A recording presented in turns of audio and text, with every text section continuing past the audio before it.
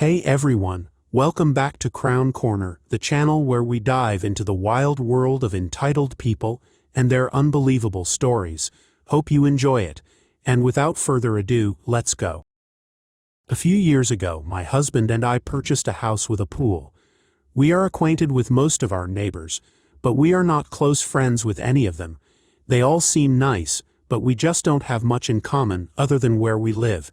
Next door to the right is a family of 6 twin daughters attending the local university, a high school-aged son, a young elementary school-aged daughter, maybe in 1st or 2nd grade, and the parents.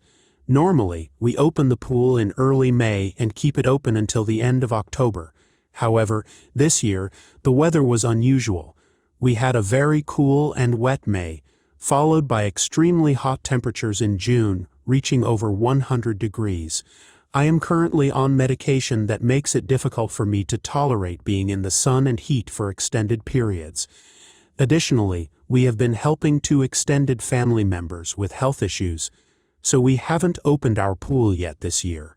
We usually go to the family lake house for a week during each of the 3 major holidays, but we didn't go for Memorial Day this year, due to flooding around the lake. Also, a family member was discharged from the hospital recently, and since July 4th was on a Thursday this year, we decided to stay home to be available to help this family member. Several times in June, the little girl next door saw either my husband or me outside and asked when we would open the pool. Initially, we told her maybe later, but the last time she asked, yesterday, I said we were probably not going to open it this year, and she started crying. We have never had any of the neighbors over to use our pool, so I didn't understand why she was so upset about us not opening it. I later spoke with the neighbor on the left, and learned that our neighbors on the right have been having a small family party at our pool every 4th of July when we are gone. They have always cleaned up well afterward, and because we have scheduled pool maintenance and weekly yard service, we never thought much about things occasionally being moved around in our yard. The neighbor on the left thought we had given the other neighbors permission to use our pool. We had given them permission to retrieve any balls or toys that ended up in our yard, but never permission to use our pool, especially when we are not at home. We have a special latch on the gate, and my husband showed the neighbor how to open the gate to retrieve his kids' toys. Now my husband, who loves gadgets, is planning to have several more cameras installed around the exterior of our house, covering the gate and pool area. He will also have the gate latch modified, so we can grant remote access for the pool service and yardmen. Luckily, we have a friend who specializes in cameras and home automation systems. I'm annoyed that our neighbors have been using our pool without permission, but my husband is happy that I am allowing him to get more gadgets around the house. Should we confront the neighbors and let them know we are aware they have been using our pool, or should we wait and see if they mention our new security cameras? This happened about 2 weeks ago, and I am still trying to wrap my head around the fact it actually happened to this day. I, a 29-year-old male, rent a room in a house with 6 other people. They are all couples, so there are 2 per room except for me since I am the only single one here. Only I and 1 other person are on the official lease while the others are month-to-month rent. Remember this. I have lived here for nearly 5 years since it is close to my work, and the location is perfect since everything I need from the grocery store to 7-Eleven and a few fast food places are within walking distance. But a bit over 2 years ago, my love for this house started to wane a bit. The wife, the entitled wife, and husband, the entitled father, moved in, and when they did, they were warned that in 6 months, we would all be moving out, since our landlord was going to tear down the house to build 2 new ones, given the backyard is fairly large and just empty, so why not build a new house? See, that was the plan, but the landlord extended our lease for another year, which I was happy about, and they stayed as well. This is when the problems started. The entitled mother and entitled father are both very racist. I know this because the walls in this house are thinner than they think, and so I can hear the very racist things they say about me. I am mixed with a white mother and black father. They leave messes everywhere, and expect everyone, mostly me, in the house to clean up after them. They take our food without permission, and when we make such a big deal about it, they will get a cheap replacement of some sort, like non-name brand stuff that is on sale. They whine and complain about everything, mostly me though, since in their own words, they consider me the live-in help. Their actual words about me behind my back. To them, I was meant to cater to their every want and desire because I am colored.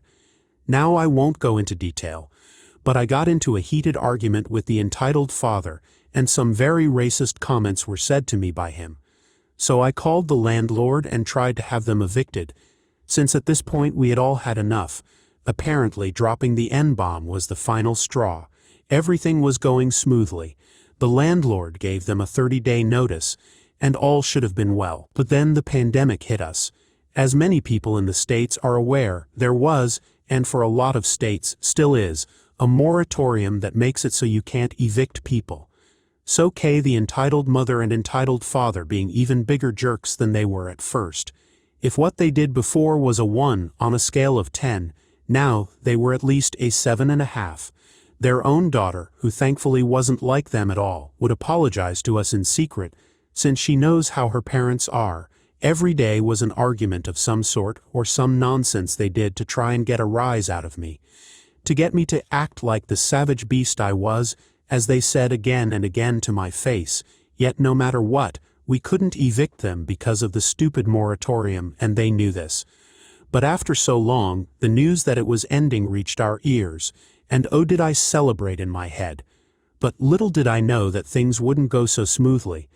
The rule of the house during quarantine was no guests of any sort, since there are already 7 people here, and 2 of them are immune-compromised, I think that is the term used, with one of them unable to get the vaccine due to health issues. Yet guess who blatantly disregarded that one simple rule?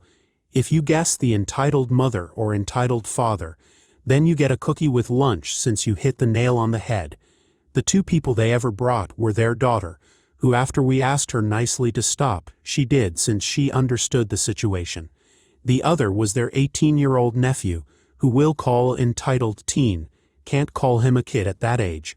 I used to have my big screen TV as well as my PS5 in the living room, so as to play games there, since my room is a bit cramped with my computer and bed as well as my dresser.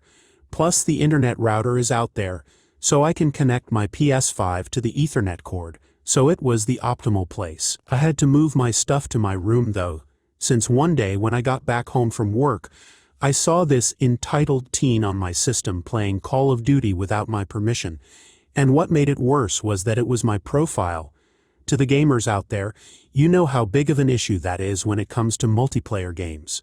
Not too long after that happened, I had to get a lock for my own door, since the little jerk went into my room and played it in there without my permission.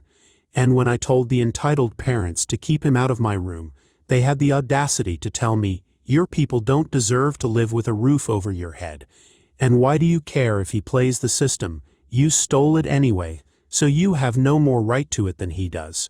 For those wondering, I bought my PS5 via the Sony store since I was lucky enough to be one of the select people who could pre-order it online. Got it day 1 and everything. See, this made me so angry, and I wanted to do something about this. So what I did was take a personal day off from work the next time I heard he was coming to visit. I didn't leave my room, didn't make a sound as I read things on my Kindle. I went so far as to pee in a bottle so as to not leave my room. And just as I suspected, this entitled teen lock-picked my door to get to my PS5. The second he opened my door, I punched this little jerk in the face hard enough to chip his tooth. I'm surprised they didn't call the cops on me for this, but you know what? I don't really care since I was in the right. But here is the main part of this story. A while back, one of our old housemates, one who works for a security camera setup company, had a crazy ex-girlfriend who broke into our house. Out of fear, he installed 2 cameras in the house. One is clearly visible, but it is in the living room only, and everyone knows it is there since it is easily visible. The second one, though, is hidden in the living room and only activates if the first one is tampered with in some fashion. That housemate has moved out, but the cameras are still there, with me being the one with the monitor and equipment to use it. No one in the house other than me knows about the second one, though, since I saw the guy install it. So far, it has never been activated, and I was told if it does, then he would get a notification about it, as well as a live feed to see why. Remember this.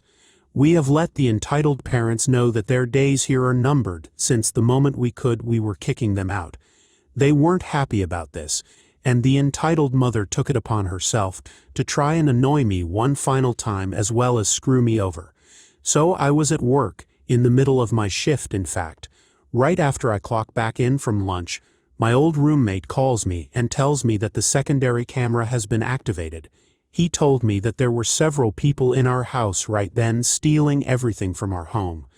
So I rushed to my boss, told him the situation, and clocked out early to get home. Luckily for me, I live about 15 minutes away from my house, so it didn't take long. My old roommate had called the police who were there, but this entitled mother was about 2 seconds away from talking her way out of it and leaving with all our stuff. I blocked the driveway with my truck, so they could not leave in either of the 2 big vans they had brought. I told the police that they had stolen the majority of the stuff that was in the van, but the entitled mother told the officer that she was moving out, and that it was hers. I had to literally go through 7 years' worth of Amazon receipts via the website to show the officer that she was lying, and you could see the color of her face whiten. The other housemates all began to arrive as well, since I told them what had happened, and they all pointed out the stuff she had stolen from us. Long story short, she, along with her associates who had helped her rob our house, were arrested, and I spent the second half of the day moving back into my own house. I was sent the video later, which regrettably, I don't have anymore since I didn't need it, of her letting the guys into our house. And one of the men who came in was her nephew. This jerk had kicked in my door and took my PS5. That was the first thing he took. The things they stole were ridiculous. They took literally everything, from the appliances to the silverware. They took my clothes, my various knickknacks that had no monetary value whatsoever, just good memories that went with them, and they took them anyway, just so I couldn't have it anymore. The silver lining to this story, though, the entitled parents have finally been evicted from our house. I live in a very tenant-friendly area. We have rent control, and landlords are not allowed to demand security deposits, enter the property without proper written notice, or include no pet clauses in leases, which renew automatically every month after a fixed term ends. For the last 11 years, my husband and I have had a great relationship with our landlord, Joe, a fake name. We've been very lenient regarding repairs, and Joe was very forgiving when my husband and I both lost our jobs simultaneously in 2016 and fell a few months behind on rent. We are now ahead on rent, but Joe is still very behind in maintenance and repairs. We have a whole laundry list of issues my landlord is aware of but hasn't addressed for years, but we didn't care because he left us alone and has been overall very kind to us. A few years ago, our landlord allowed us to start storing items in an old, run-down shed behind our rented portion of the yard. We never stored anything valuable out there because it's falling apart, and squirrels have been using it to cache walnuts from the numerous walnut trees in our yard. We had an old barbecue, lawnmower, ladders, and outside toys for my kids in there, until recently. A few months ago, Joe showed up asking about the shed, wanting to know what we had stored out there. I told him, just some old junk we'll probably throw out soon. He told us that the family next door has a mouse problem, we don't, and he wants us to clear out the shed to prevent issues. And because I want it to look nice around here. I said, okay, I'll talk to my husband and we'll get it cleared out whenever we get a chance. I have an infant at home, so I can't go out back and clean it out myself unless someone else is here to watch the baby. My husband had scheduled surgery, so he wasn't able to do any heavy lifting until after he recovered. Admittedly, cleaning out the old shed was not a high priority. Then, Joe sent me a passive-aggressive text. I just wanted to remind you that tomorrow is garbage day. We know, garbage pickup has always been on Monday, and we need to work together to keep the rental property nice for everyone to enjoy. I replied, asking him if he had plans to fix the shed, remove his scrap pickup truck, or remove his open compost piles and heaps of mixed concrete and scrap metal he has out by the shed he wants us to clean. I also explained that my husband just had surgery, and that we weren't planning on cleaning the shed that day. Read it, he did not like that. He showed up unannounced, walked inside, and proceeded to yell at us in front of our kids. He complained about his personal finances and the economy.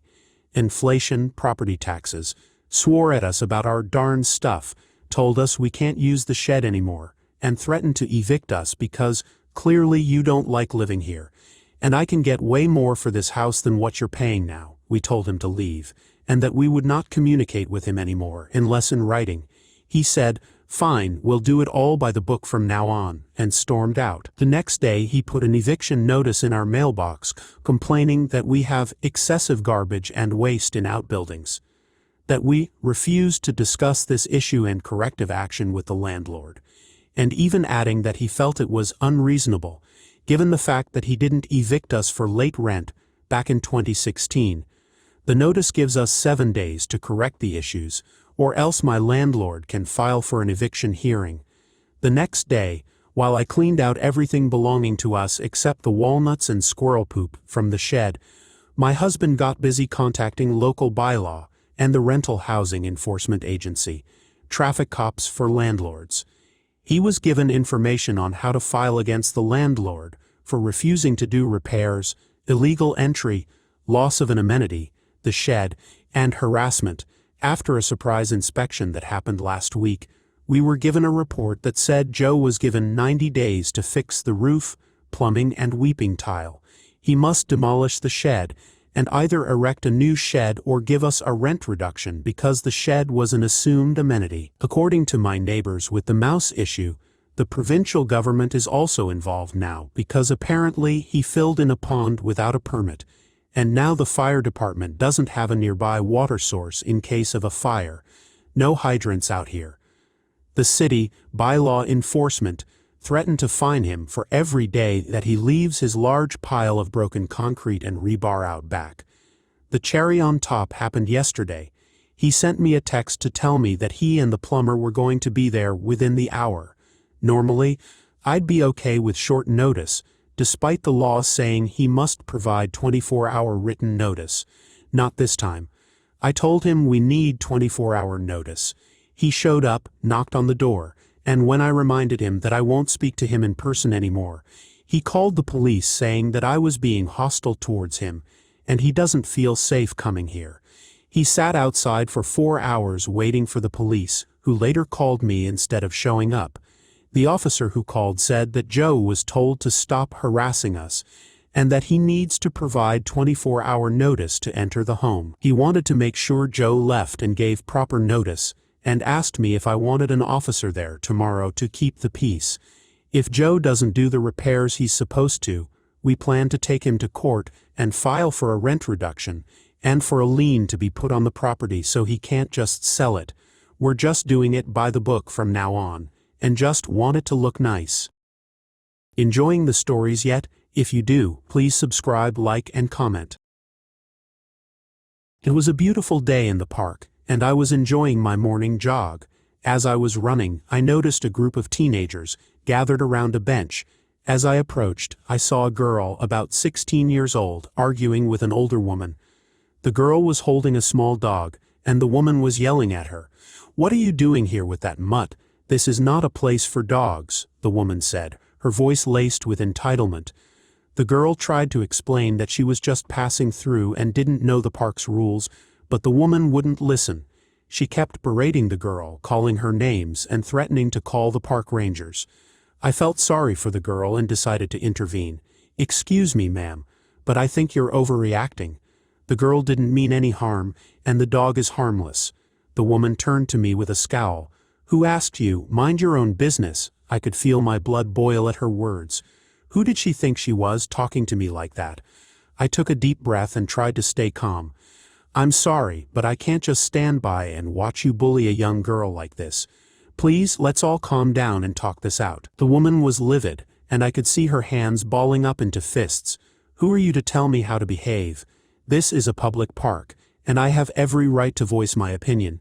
If you don't like it, tough luck," she spat. I took a step back, wary of her sudden aggression. "Ma'am, please calm down. I'm just trying to help," but the woman wasn't having it. She tries to slap me, and her fists were flying. I dodged her attack quickly. "Stop it, you're making things worse," I said, struggling to keep her at bay.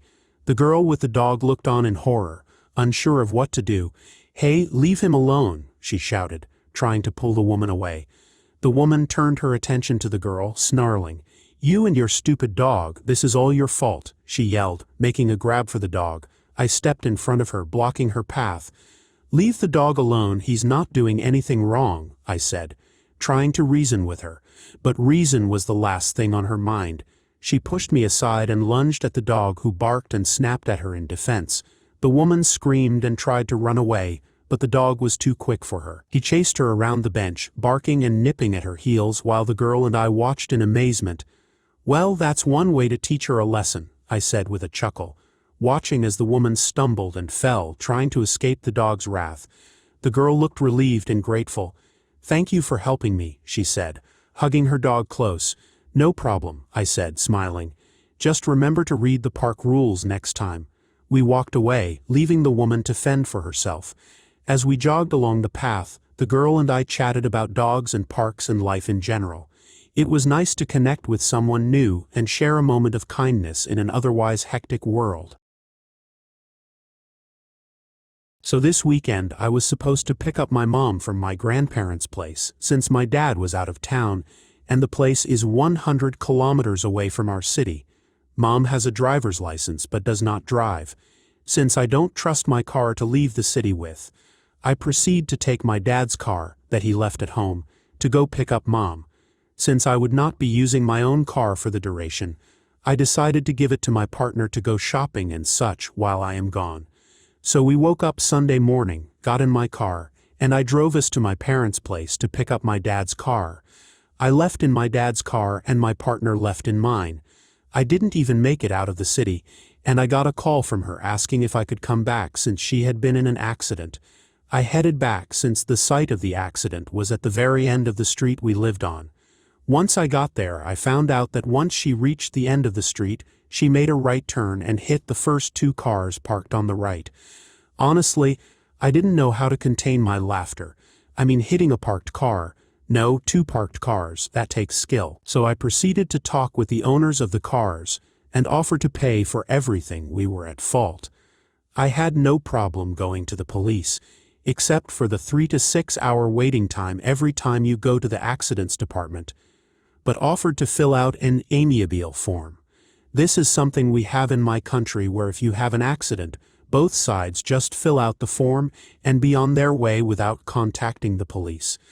I live in the capital city, and we get lots of accidents on a daily basis. Since it was Sunday, and all the insurance places were closed, I could not acquire such a form, so I proceeded to let them photograph my insurance, exchanged phone numbers, and assured them that we were neighbors, and that tomorrow, Monday, I would contact them with the form to fill it out. All is fine, and I leave for my grandparents' place. On the way there, I contacted a friend that works for insurance, and he mailed me a form along with a reference for a service station that would have their cars repaired in a day.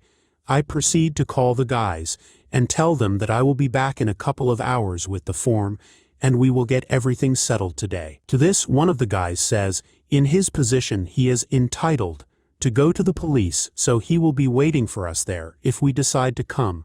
This is where I pulled a 180.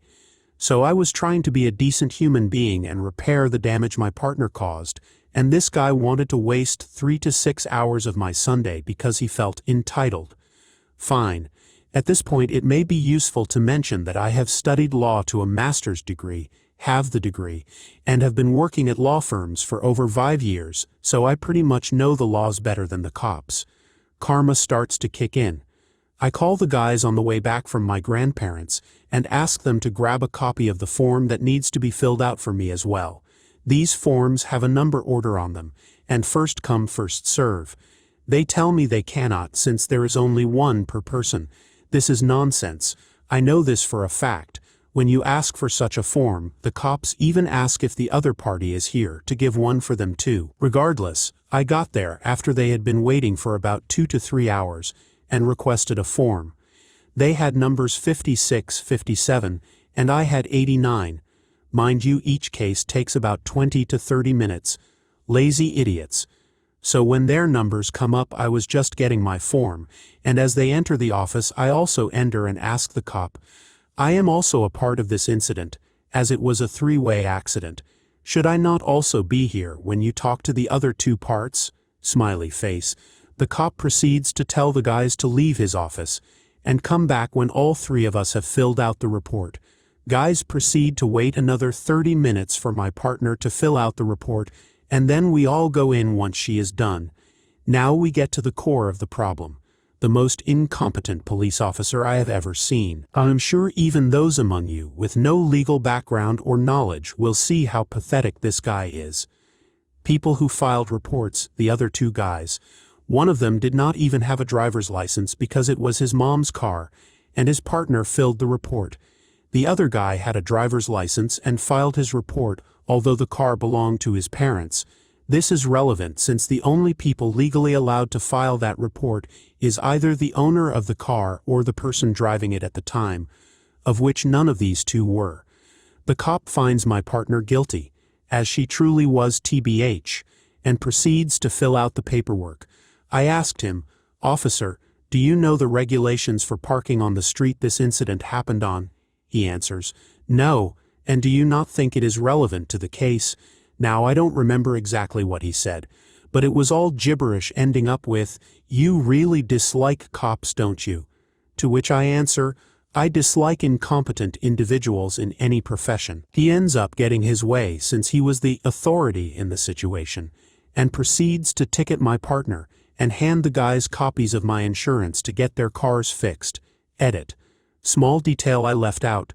Cop did not take pictures of the damaged cars, as is mandatory by law for any case that comes across his desk.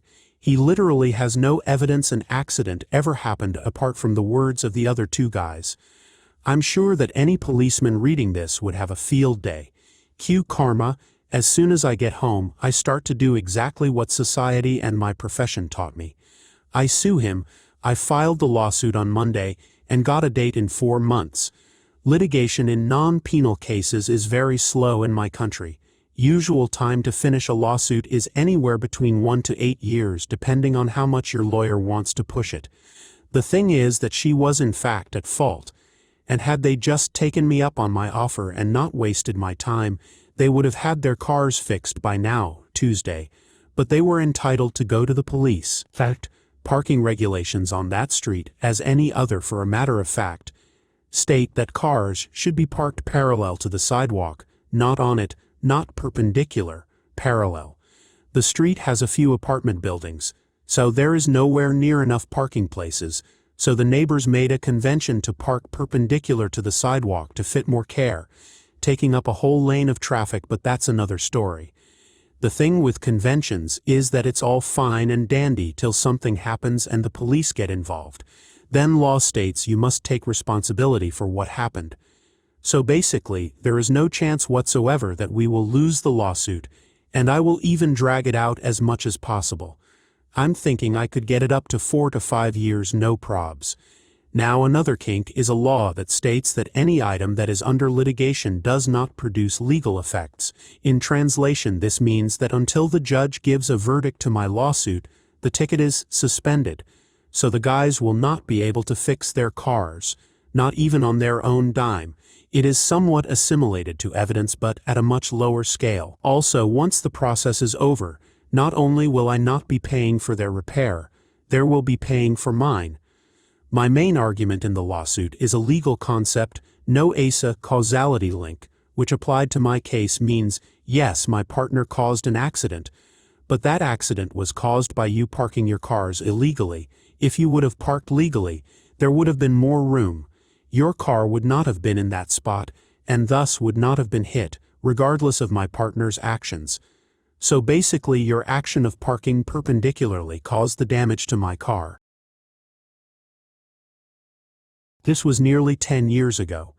So one summer at university, I took a job in the marketing department of a small manufacturing company, ostensibly creating foreign language advertising material and safety texts, as well as all the social media stuff for their upcoming move into Europe. It quickly became clear a large element of sales was involved, but I didn't mind. I was young and wanted lots of big wins for my resume. The department consisted of myself, another guy for another European language, and one hugely underpaid 16-year-old junior intern.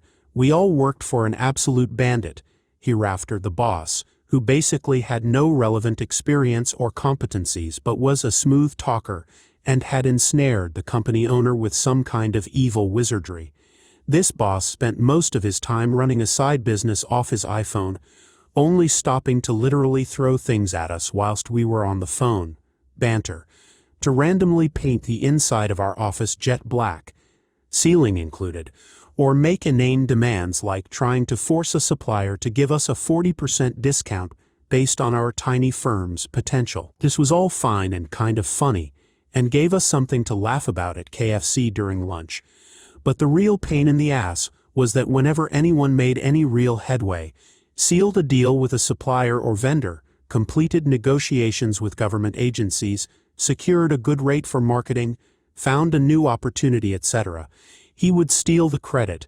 The owner never caught on, and genuinely thought the guy was a one-man powerhouse, despite us occasionally leaving evidence or outright telling the owner when we'd done the work, catching the boss out in some blatant lies.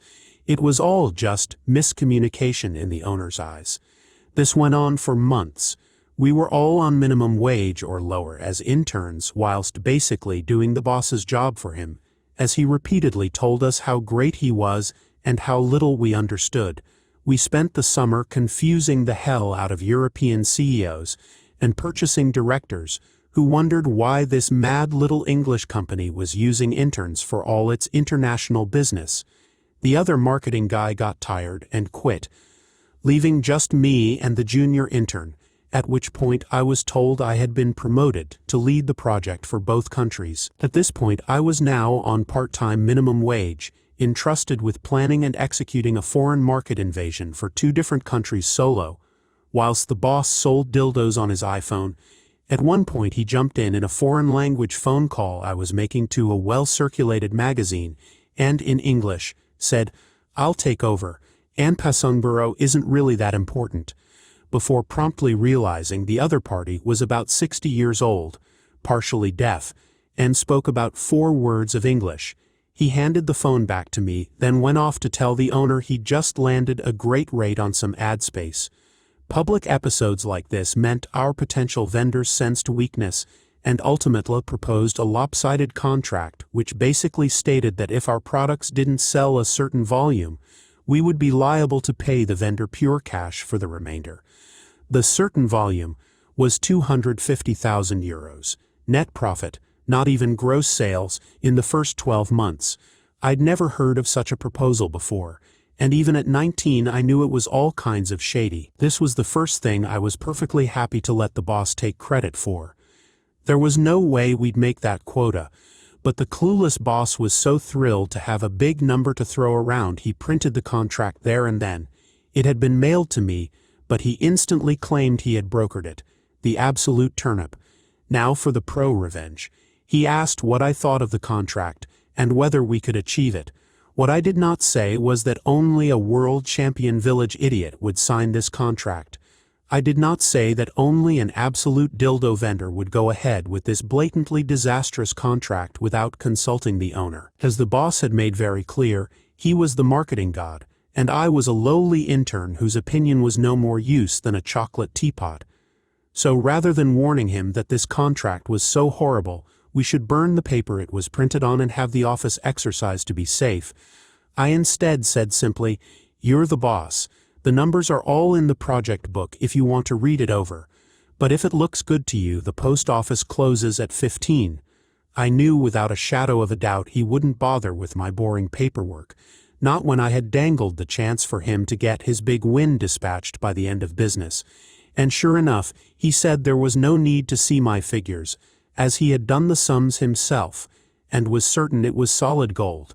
Funnily enough, the project book quite clearly showed that I had estimated, as best I could with no analytical experience, that our gross first-year sales might top 20K if we were lucky, but anything written by me wasn't worth reading, not with the post office closing in 15.